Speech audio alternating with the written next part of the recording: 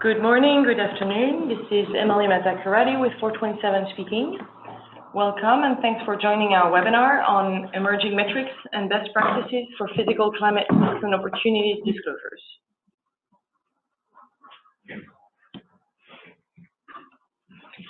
We have a busy agenda for today with 4 main sections and 4 speakers joining from the team.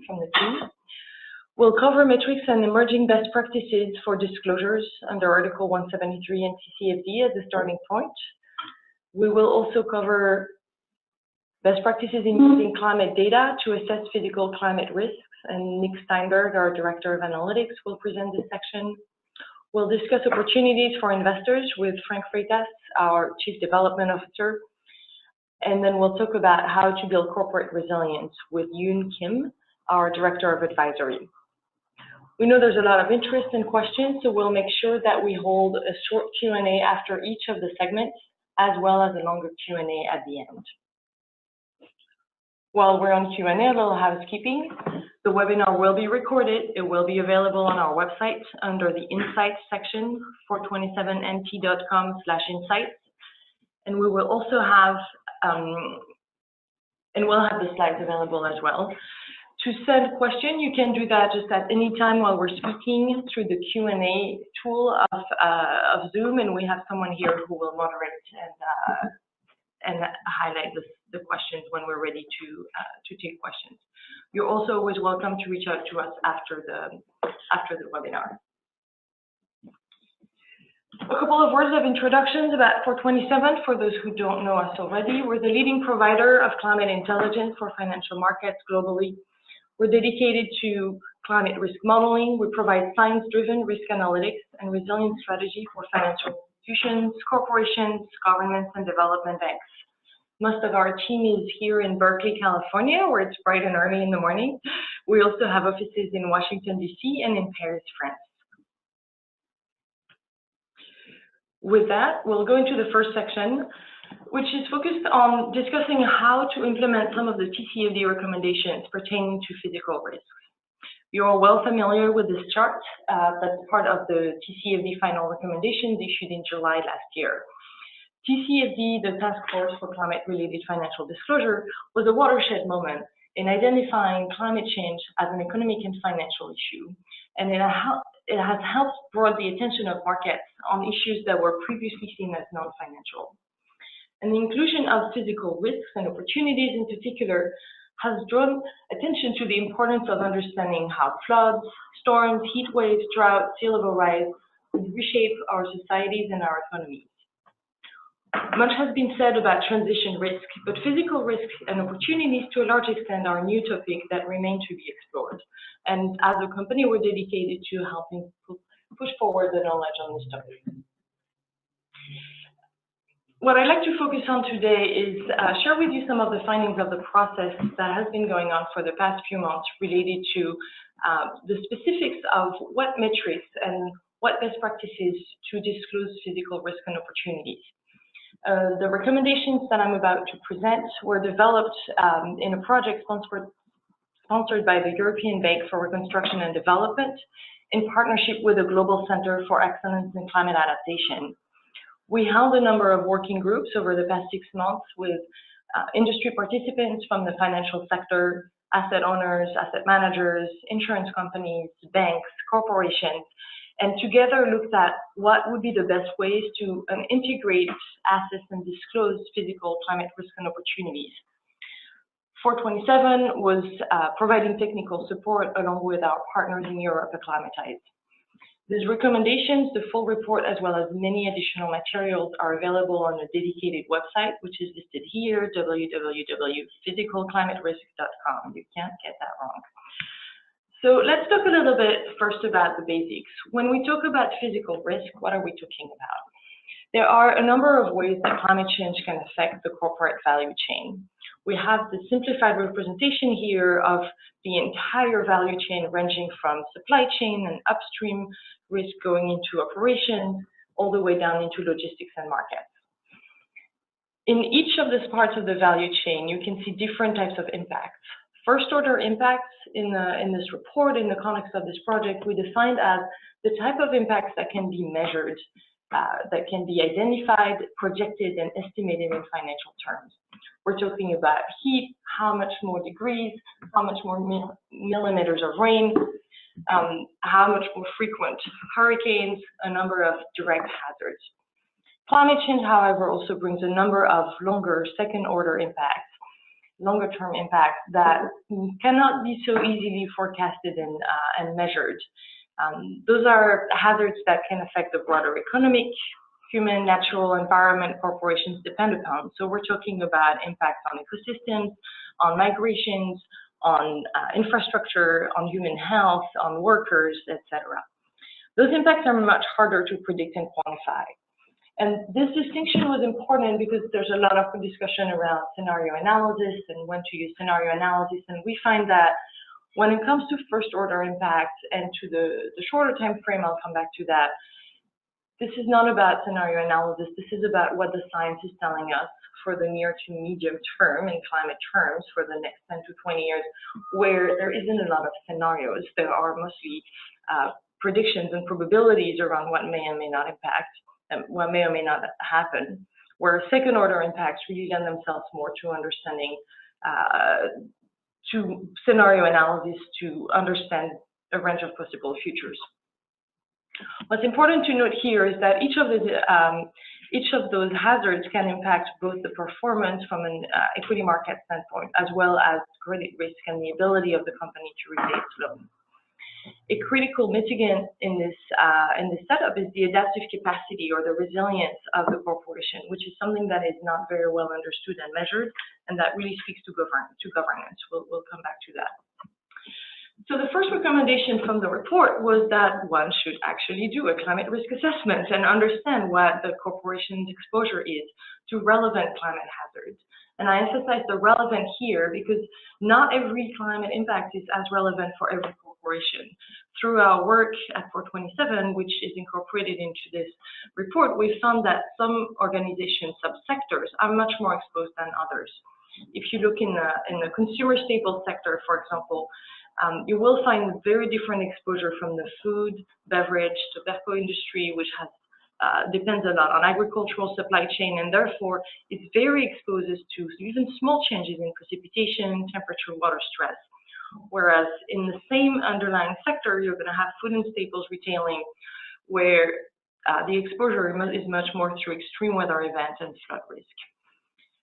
In the report, you will find a table that contains the full listing of each of the sectors broken down by industry group with a sensitivity assessment of how sensitive that industry is that is meant to be used as a guideline to focus a risk assessment. Not every company needs to worry as much about its risk, but some companies really need to look at certain risks that they may not already be looking at. Second recommendation is, what's the right time frame to do this analysis?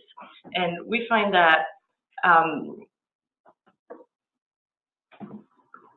the relevant time frame is really to think about the entire lifetime of the asset. The asset may be a physical asset, in which case that lifetime may be counted in decades, or it might be a financial instrument, and the lifetime might be 3, 5, 7 years.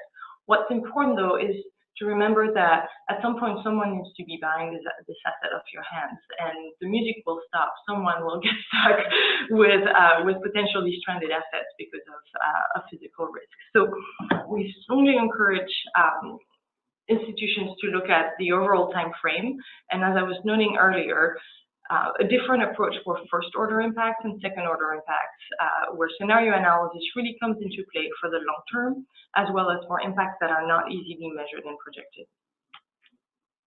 Third recommendation is disclose critical facilities location, and not just facilities location, but also we find that investors and banks have a really hard time assessing risk in their portfolio because they don't actually know where the activity from the companies they invest in is taking place geographically. There is some disclosure through segment disclosures that talks through percentage of sales by region and a little bit of production at times, or disclosures on critical facilities. What we find is that, and the recommendation from the report is that it would be tremendously helpful if corporations disclosed just a little more information about country level sales, country level production facility, so that investors and external researchers could understand where the risk lay in their portfolio. Fourth recommendation, there needs to be better disclosure on the financial impacts of extreme weather events. We've seen that after the Thailand floods, for example, where companies that had been tremendously affected by the floods had very different levels of disclosures. And some corporations did a really good job of providing a lot of details on the financial impact in terms of insurance costs and repair, lost inventory, days of interruptions, lost revenues, etc. Other companies were not as forthcoming, and we find that the only way that we can really understand how climate change is going to affect the markets financially looking forward is if we start by understanding the impacts today and the impact that extreme weather events have had in the past. Fifth recommendation is to understand the impact of weather variability on value chain. And again, this is not necessarily something that applies to all sectors, but for a number of sectors, it is very relevant. And for many sectors, it is something that is not well understood. We're seeing corporations that may be sensitive to changes in the temperature or precipitation context that may not have understood how this drives productivity and financial performance over time. An interesting example of that is a study that's about to be released from a researcher from Maastricht University showing that performance in the manufacturing sector in Germany was affected by heat over the past years. And this type of research, which we've also performed at the sector level in this forthcoming article here, shows that a number of sectors are affected by changes in temperature, but those numbers are not currently part of business planning. So again, one of the best ways to understand how climate change is going to affect the financial performance of corporations going forward is to start by understanding how it has affected performance in the past. And there's a lot of analysis that needs to be there in terms of understanding that. Recommendation number 6 is probably the most challenging one, but also the most interesting one, is where it gets to, now that you understand which hazards and what time frame, now that you've looked back at how extreme weather events and changes in weather have affected your company in the past, let's look at forward-looking risks. And so that entails understanding both what risks you may be exposed to in the future and what are the financial impacts from those risks in the future. And there's a number of metrics that can be used, and we'll understand that this is going to be an incremental process. But starting with an understanding of what are the number of sites or assets or business lines exposed to certain climate hazards, what might be the impact in terms of change in productions, revenues, operational expenses, capital expenses, what's the value at risk. Models and analytics are in the process of being developed to do this work, but the core piece is also going to be corporations themselves doing this modeling and this type of analysis and sharing the results so that we collectively start to understand where those risks might be. And I'm showing here as an example the type of analytics that we provide to our clients in the financial sector, where we help them understand which percentage of their portfolio sits in the 10% most exposed by type of hazards, so that they start gaining this visibility into the risk that they hold in their portfolio. Last recommendation is speaks to the governance and risk management processes.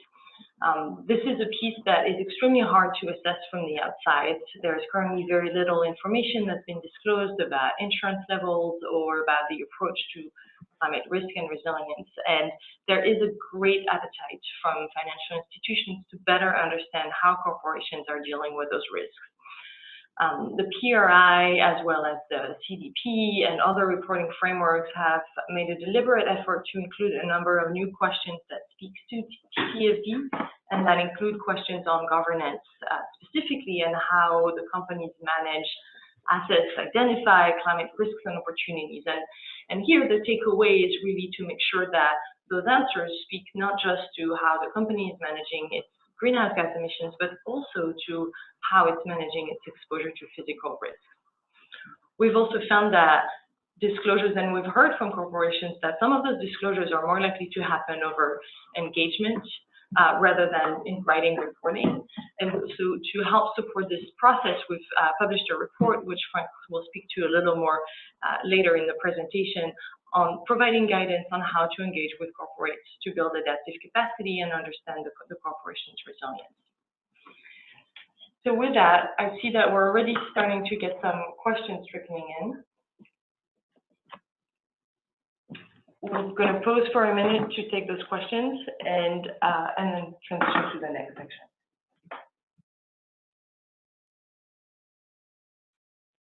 Somebody in the crowd, hi everyone, this is Frank. Somebody in the crowd asked a question about how to build increasing physical climate risk of different levels of warming into existing company risk management systems for extreme weather events. In other words, how would a company compare the potential risk of 4 degrees of warming to 2 degrees of warming for its facilities and supply chains? Thanks. So that's a great question, and we'll get a little more into climate data in just a minute. But the key answer here is it all depends on the time frame that you're looking at. If you're looking at a time frame of 10 to 20 years out, so essentially through 2030, even 2040, the predictions from the climate models do not vary significantly based on the projections from greenhouse gas and the emission pathways. So in other words, the inertia in the system is such that we are going to see pretty much the same impact regardless of what we do from a policy standpoint in the short run. That, of course, is not true over the long run, and the policy decisions that we make today will have tremendous implications over the world that we live in 50, 100 years down the road.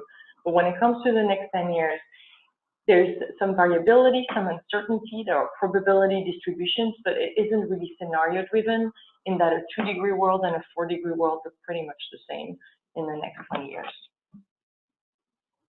So next question, somebody asked, during recommendation 5, why was the trend line graph of government sector risk flat at the 0 level rather than being affected by climate change as other sectors were?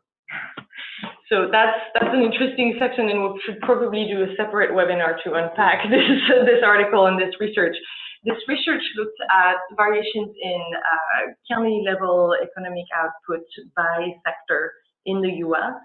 and ran a regression against variations in heat specifically. So there are some interesting findings from the research. The lead author, Colin Shaw, who's our Chief Operating Officer, is not on this webinar. What's interesting is also some of the limitations in terms of what can be captured at the county level. Generally, however, the short answer is the service industry is just not as affected as other sectors. So the sectors where you're going to see the greatest variations are agriculture and forestry, construction, manufacturing, mining, and other sectors like government, retail services are much flatter.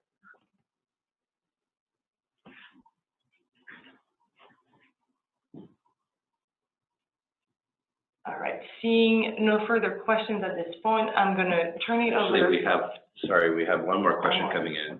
How do you account for disruptive changes in the future? Are they independent of historical trends? That's a big I can say that one. That's a great position too. I'll actually answer that through my presentation and just comment on that briefly. So attribution science is a study that the endeavor is to see what the attributable effect of climate forcing or anthropogenic changes are on weather variability or even long-term climate trends. So the answer is not straightforward, but you would essentially identify what the attributable effect of different climate forcings are that are tied or attributed to anthropogenic warming over time. With that, I will formally turn it over to Nick Steinberg, who leads our analytics team and who will speak in greater details about climate data and the integration of climate data into financial analysis. Great, thanks, Emily. So this graphic here is a perfect representation of the problem statement that I will be describing in the following slides. And that's how do we take these global climate models, which are simulations of the Earth's future, into actionable indicators that represent physical risk. Now, these climate models are intended to represent different Earth future based on various scenarios, and they can simulate as general indicator temperature change or as specific of an indicator as aerosols. So they're incredibly complex, incredibly large. They're covering the entire atmosphere and land and sea area of the globe. So the file format for these are very difficult to work with, and they're terabytes in size.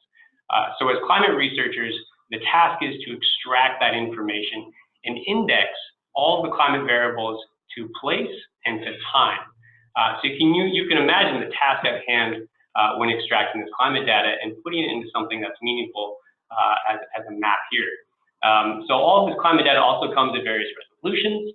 On a global scale, a lot of the assessment or the large general circulation models come at about 100-kilometer resolution. We can get down to about 25 kilometers globally, and in the US, we can even get as granular as 6.5 kilometers.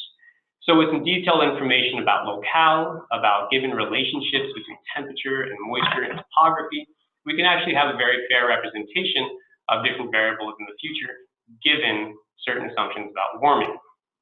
Now, we also have some time resolution characteristics of these climate models. It's very important to understand.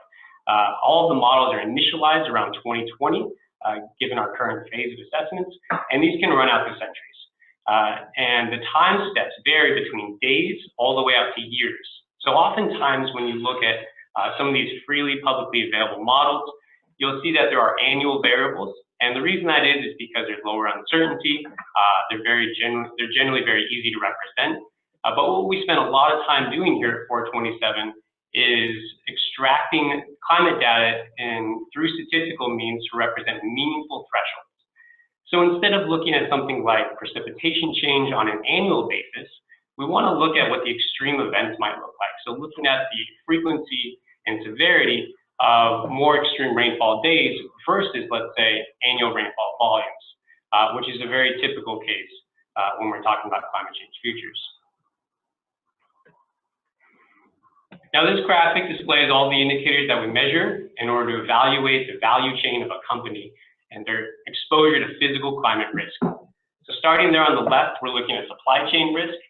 And this is intended to identify where goods and services are coming from, their exposure to climate risk, and then based on the company's line of business, how would they be affected by climate risk based on the inputs that they require to manufacture goods and services or just to operate on a day-to-day basis.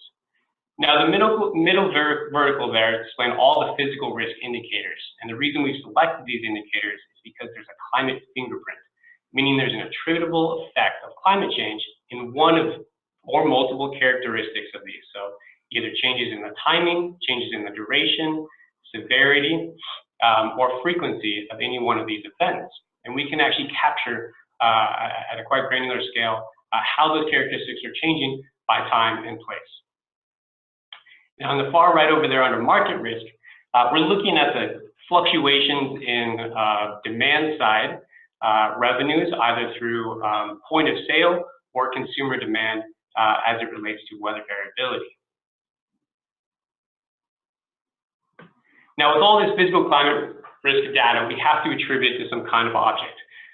So with a focus on corporations and their operations globally, we've collected over 900,000 facilities tied to around 1,900 different companies. These are some of the largest listed companies, and for those of you on the line that are interested in looking at indices, this represents about 91% of ACWI World. So we have a pretty good understanding and representation of the global marketplace. And as you can see from the map, these are areas that are generally economic hotspots or manufacturing hotspots, and they can cover a range of sectors. Now, when you bring all this data together, the climate information, the business data, and the corporate information, as well as the trade data that we use to understand the upstream and downstream activities and the financial data behind the companies, we begin to aggregate all this information. And we use an index-based scoring method, which really allows us to pull this information together, standardize the raw climate data into a scale that's comparable and that's consistent. We're able to aggregate that information all the way up to a portfolio level across industries or through countries. We're also able to disaggregate that information and look at city level risk. So with this wealth of information about facility level climate risk, we can also get a better understanding of the geographic risk that might be facing certain cities or certain manufacturing hubs, for example, across the globe. Now, how is this used? At the financial institution level, a lot of this information can be used to identify exposed holdings, and they can work with corporations and companies to reduce exposure and or boost the resilience of their highest risk sites. And at the corporate level, or at least in the boardrooms, they can really engage, the companies can engage with facility managers, with regional managers about the activities that can make them either more exposed, and they can work on disclosures, longer term planning, and even the resilience strategy at a corporate leadership level. So finally, what this allows us to do is generate some really interesting analytics. We're able to provide comparability from one company to the next, or from one asset to the other asset across a diverse set of geographies and markets. This standardization process is consistent. It gives you a very easy and intelligible way to understand climate risk with a simple 0 to 100 range, green to red ranking. And then we can also look at variations in performance with some of these indicators, all allowing us to provide a clear signal of how physical risk affects financial performance long term. So with that, I think I'm running time. I'm happy to take questions. So we have one question from the audience. How can corporations reflect the resilience of city-level public and private critical infrastructure such as transport, power, and water systems, which affect business continuity? Assessing risk to those systems requires detailed localized information and assessment of current state of repair and vulnerabilities, but most municipalities and utilities do not have such information. That's true. There is a identified gap in information between corporate level assessments at the site level and city level assessments of critical infrastructure. What we advocate for is communication across the public and private sector to identify shared critical infrastructure, things that both rely on, both to operate from a city level and also from a corporate level, so goods and services can flow as needed.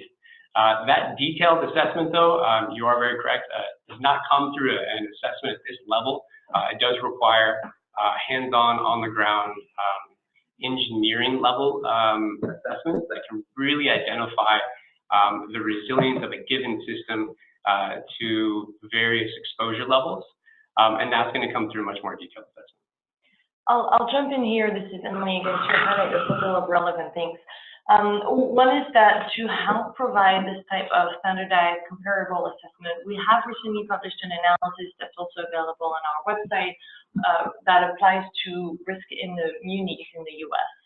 And so that provides a comparable, transparent, standardized assessment of exposure to the range of physical risks that Nick just described across every county and city above 50,000 inhabitants in the US. So there are ways that we can start providing basis for this analysis, knowing that, as Nick mentioned, a lot of that needs to happen at a much more granular level than at the city level.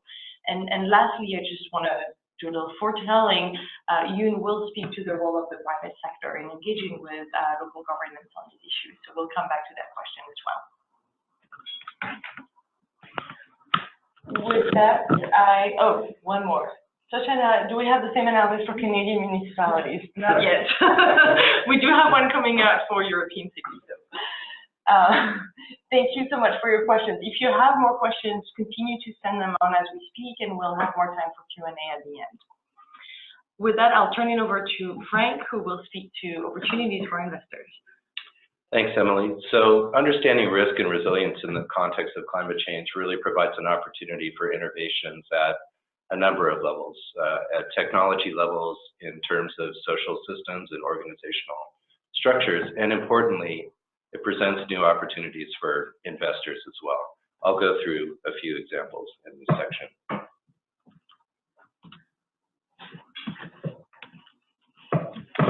So I'll break it up into managers of listed instruments and then real estate and infrastructure investments.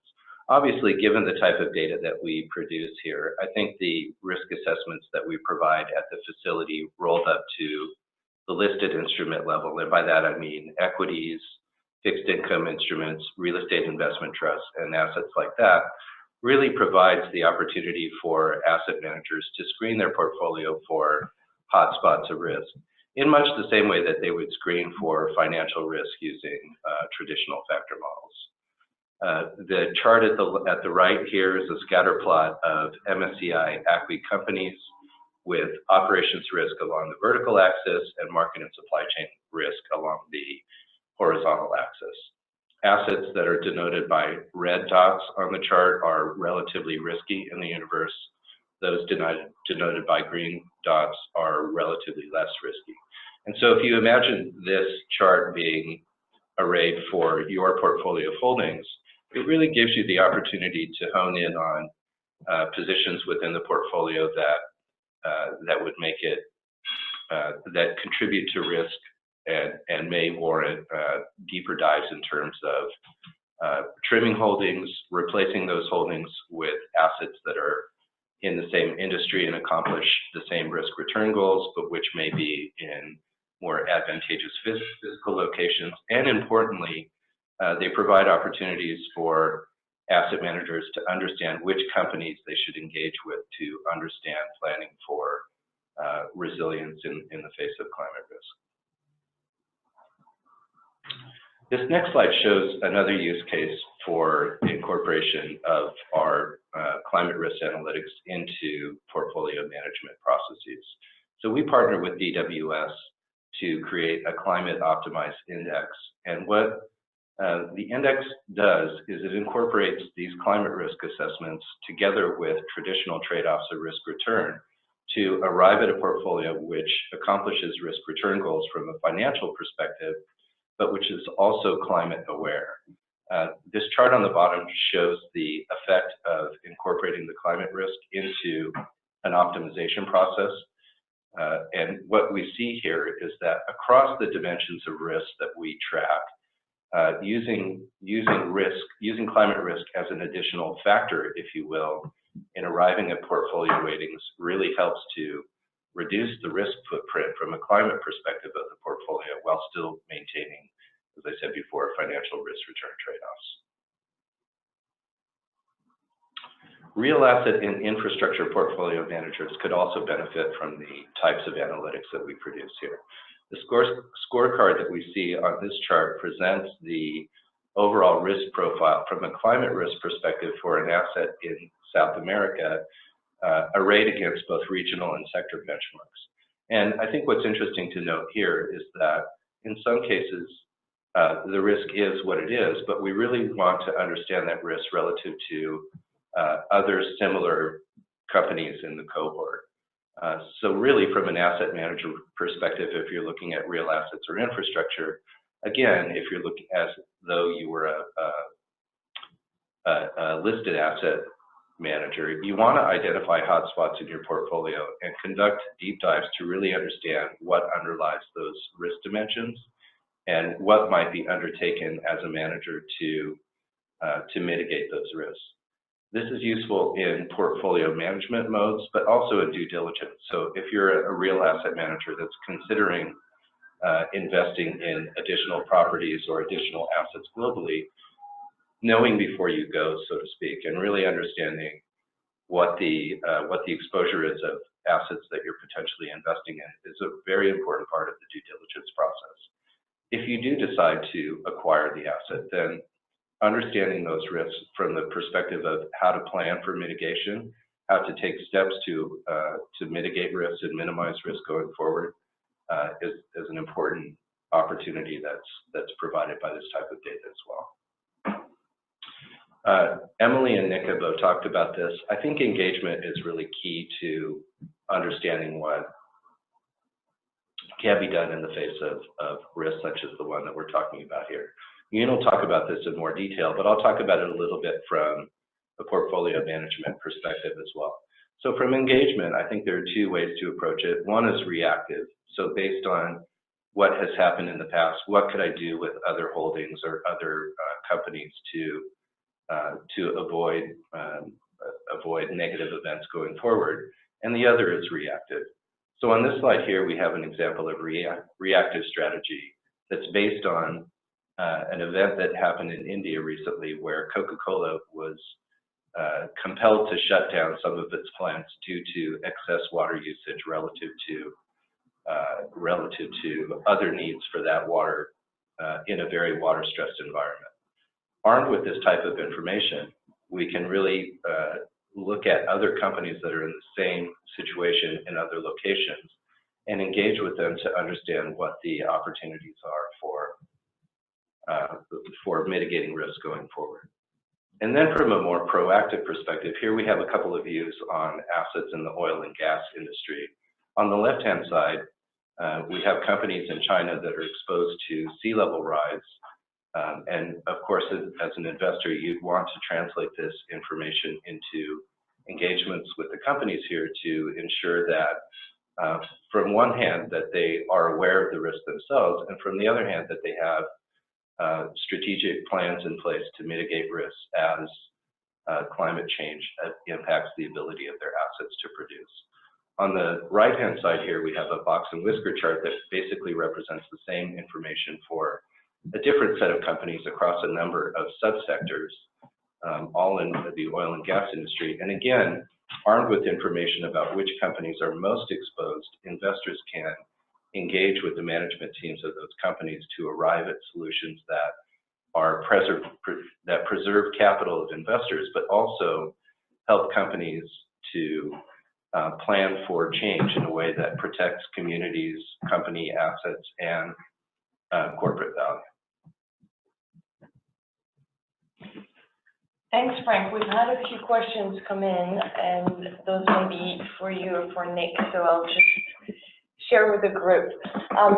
First question is, could this approach, speaking I think about climate risk modeling more generally, could this approach be applied at a state governmental level of infrastructure, or for example, a set of state governmental building assets tied to its essential services performance?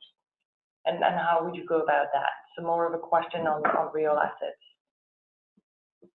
Yeah, sure, I can speak to that. There are a lot of actually fairly good examples of states, at least in the United States, that have undergone some assessments of their critical infrastructure, and the approach is referred to as a stress test. So with the ability of the critical infrastructure to withstand a degree of flooding or a degree of sea level rise or a degree centigrade temperature increase. And that sort of stress testing is important for understanding the capacity of your given infrastructure and also what long-term investment needs are. So there are very good examples of that, and I'm happy to send along resources. Thank you, Nick, and I'm going to keep you on the spot as we have another question asking, have you validated any of those risk assessments by examining spatial patterns of past disasters? Yes. We have looked at the spatial patterning of our climate risk estimates more generally, and identified areas where we see what we call hotspots. So areas that are expected to experience high relative change for a given risk. And we've looked back and identified that there is either a high frequency or prevalence for a certain type of event to occur, or the variability is relatively high to other areas, meaning the possibility for extreme events is more likely in that area compared to another. So that sort of back testing on the actual climate conditions is relatively straightforward because it's a representation of the climate models. And some of the characteristics we derive from the climate models through statistical processing is trying to identify really extreme tails. So those extreme tails are usually evident in historical weather observations as well. Great, thank you. And last question is, have you thought about quantifying the impact of businesses on the climate in addition to the risks that climate change poses to business? And maybe I'll jump into answering that one. Quantifying the impacts of businesses on climate is very much what a lot of companies are doing when they look at greenhouse gas emissions and forward-looking contribution to greenhouse gases. So I want to cite in particular the work that Trucost does around identifying carbon footprint and forward-looking metrics around transition risk. This is very much what is being done very generally on looking at climate, on the impacts of businesses on the environment. The physical risk angle is really looking at that other dynamic of how the environment is getting back at us in a way, and what risk climate change presents. So those two approaches are very much complementary. With that, seeing no further question on this section, and we've been storing a few other questions to get back to in the final Q&A as well. But for now, I'd like to turn it over to Yoon Kim, who's our Director of Advisory, and will speak to building corporate resilience. Thank you. Good morning, everybody. Thank you for joining us. So diving in now to corporate climate resilience. The first point I want to make is that physical climate risks will affect companies in a number of ways, and many of these impacts extend beyond defense. And so what that means is that physical climate risks, whether they're acute or chronic, will affect core operations through things like direct climate impacts on facilities due to storms or flooding, thereby interrupting business continuity. There may be impacts on value chains through effects on critical natural resources such as water, thereby affecting a company's ability to access the materials that it needs in order to conduct its activities. And climate change will also have impacts on its broader network. So companies, in addition to experiencing effects to core operations due impacts, there may be impacts on key regional and transport infrastructure, for instance, affecting companies' staff's ability to get to work, as well as affect water or energy infrastructure, affecting a company's ability to secure the resources needs to maintain its operations. And so when it comes to responding to these risks and building climate resilience, corporate and community resilience are very much interlinked. Businesses cannot be successful unless their surrounding communities are also climate resilient. And so community engagement is very critical to both evaluate how impacts are affecting key regional systems that in turn affect employees and facilities. It's also critical for understanding how local jurisdictions are responding to climate risks to build resilience and how that might affect a given business. There are also opportunities to contribute to regional resilience, whether it's through, for instance, water stewardship or other types of collaborations with local communities. And these can really play an important role in helping to address shared risks as well as to further shared climate resilience priorities. And then last but certainly not least is there's an opportunity then for companies to demonstrate that they're good corporate citizens and that they're invested in the areas in which they're situated.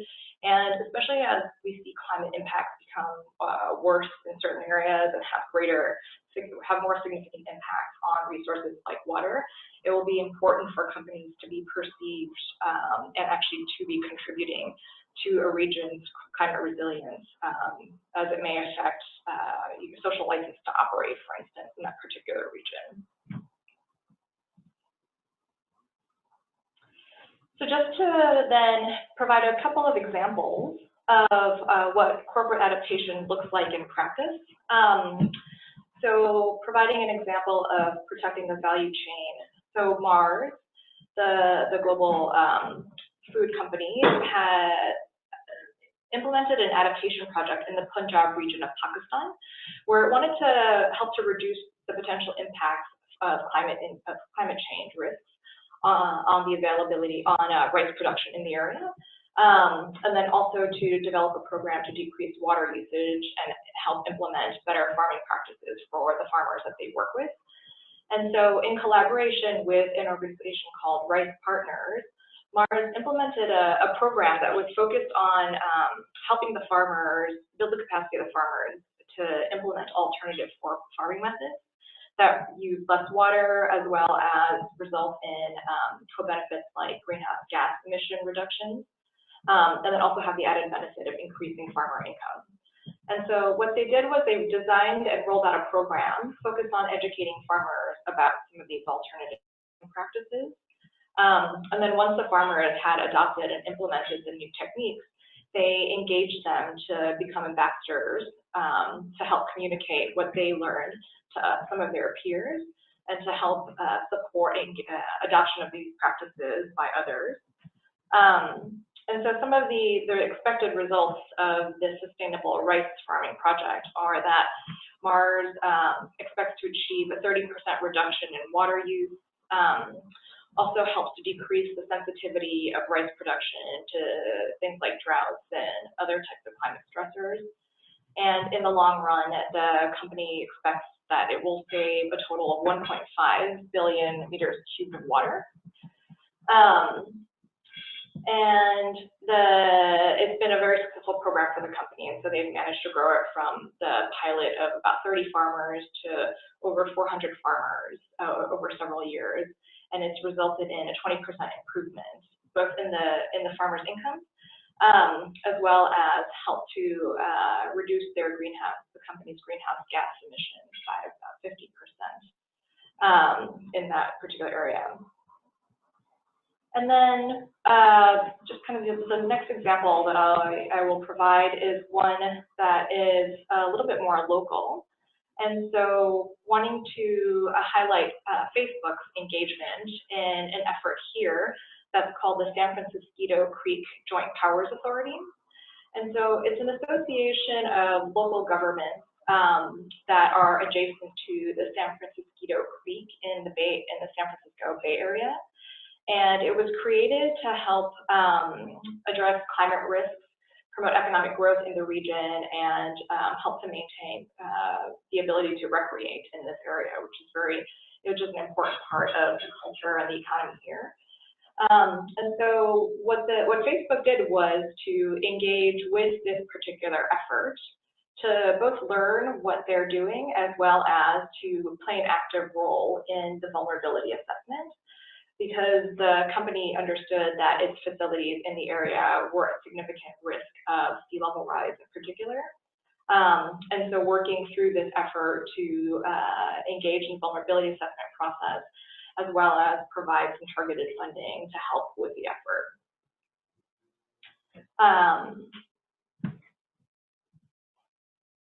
And so in terms of, as a company, as one starts to think about how to build or how to identify climate opportunities, it very much starts with understanding the climate risks and building on the kind of work that Nick spoke about earlier, to understand where your risk is concentrated. And then once you understand where your hotspots are, being able to dive in with more granularity into those particular areas to identify what specifically drives risk in those areas and what the potential implications are, as well as working within the context of that community to understand what individuals and what jurisdictions are doing to help build resilience.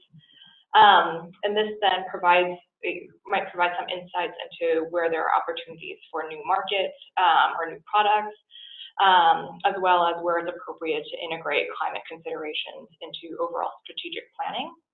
And then based on the deep dives, you are able to then identify what specific types of actions you might be able to take, whether at a site or more of a regional level through, for instance, corporate community collaboration. And then I will just leave you with the fact that we offer a range of solutions to help companies and investors understand how physical climate risks are likely to affect them. And some of the services that we offer are, for instance, related to climate risk assessments, where we can help companies understand how climate risks are going to affect operations or supply chains, and for investors, how they may affect portfolios of equities or real assets. Also provide support for scenario analysis and reporting, and then also on, for instance, policy engagement to help you better understand what a local policy landscape might look like and where there are opportunities effectively to engage. Great, thank you so much, Yoon. We're starting to see some more questions trickle in. Question for either Yoon or Frank. Can you discuss how evolved the market is for business interruption insurance policies with respect to climate risk? They would be challenging to prices, including standards for resilience measures such as on-site energy generation and storage, flood mitigation, etc. So I'll take this one. This is Frank here, and I'd say I would describe the market for these types of policies as emergent, and I would put it together with the types of instruments that are increasing in popularity now around financing green initiatives, if you will. And those initiatives can be either initiatives to implement alternative energy sources to deal with transition risk issues, or they can be around building resilience at the community level. And I do think that the market is beginning to engage with these types of instruments very eagerly, and yet there's still somewhat of a gap, as you mentioned appropriately, in just how to price the common good into investments. So I do think it's emerging. I think there's both large firms and small firms that are helping arrive at instruments that are helping to innovate instruments that allow people to evolve past our current situation into perhaps more sustainable outcomes, but it's yet very early in the industry. Yeah, I'll comment on that just to say it's a very dynamic space, and we are seeing a lot of changes and a lot of innovation around new products that may serve better companies in terms of helping them build resilience by having more predictability into the risk profile and how those risks can be transferred in different shapes or forms, as well as creating new opportunities for innovation in the insurance sector, with a challenge that some of the climate hazards we're talking about don't quite fit into the traditional catastrophe model and the type of premiums that are usually set up. And so thinking of sea level rise in particular, that's a key challenge for the insurance industry because it's not a catastrophic event. And yet there are a lot of assets that are exposed to this type of risk over time. We had another question earlier that I want to get back to. Someone asked whether there are guidelines available for how to assess climate change adaptive capacity of your assets, and that it appears that guidelines are not in place and that companies have to come up with their own method for assessing adaptive capacity on the assets that they hold. And that is a very critical question because that is one of the main challenges in the market right now, part of which this effort from the EBRD was meant to help answer and touch to some of the basic answers to the questions. But the conclusion of the discussion we had in those working groups was very much that much more work was needed around defining and setting up protocols or market methodologies through which to quantify the risk exposure and to assess and rate the resilience of the assets.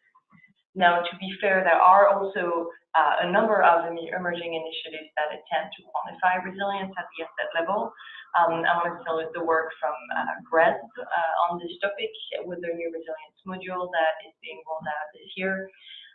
The U.S. Green Building Council and LEED has been doing a lot of work around these questions, and certainly we are also in the process of doing our own effort around how these things can be standardized and quantified to help the market reach a greater maturity level.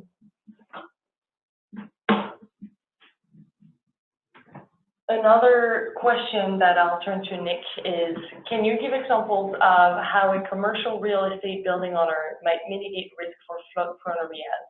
It seems that some climate risk assessment results will tell us the obvious, that a given building is in a location with chronic inundation. What then? Yeah, that's a great question.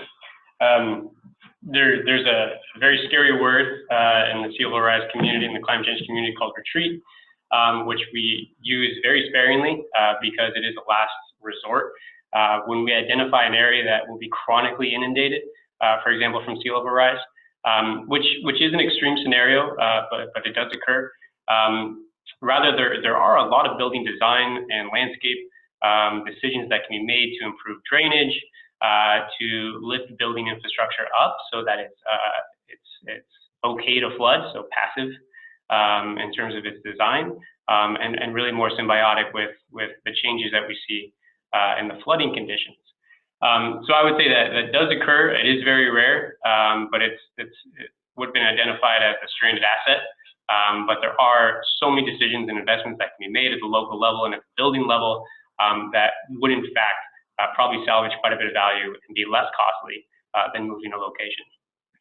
Yeah, and I think one of the key takeaways here is that doing this type of risk assessment does give you more visibility on the frequency and the intensity of the type of flooding that you may be exposed to. And that's important because it changes the ROI, it changes the math on what you invest in, how long you stay invested in a certain asset, or whether how much is worth investing in the building resilience for that asset, and understanding what the local government may be doing to prevent floods, and maybe engaging to support local government's efforts, going back to Yun's point earlier in the example of the South Bay area. So yes, there might be places where there is a risk of flood, but understanding just how frequent and the magnitude of those floods can really change the calculation around your engagement to build resilience for that asset. And then importantly, and we've seen that not just in the US, but in many other places globally, there are places getting flooded that have not been flooded in the past 100 or several hundred years, and there isn't this human history of recent events. So I would argue that just because floods might happen isn't quite the same as knowing with greater detail what the risk profile is. Another question to Nick. Given the challenges of predicting changes in extreme weather events, how much faith should we place in a risk assessment at asset scale?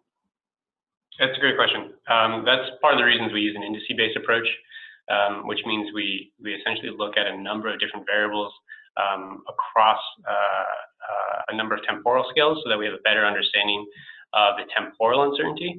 And then we also look at ensemble means, which is a fancy way of saying we average across a number of models to reduce uncertainty there. And then we avoid some of the scenario uncertainty by looking at a more short and midterm time frame.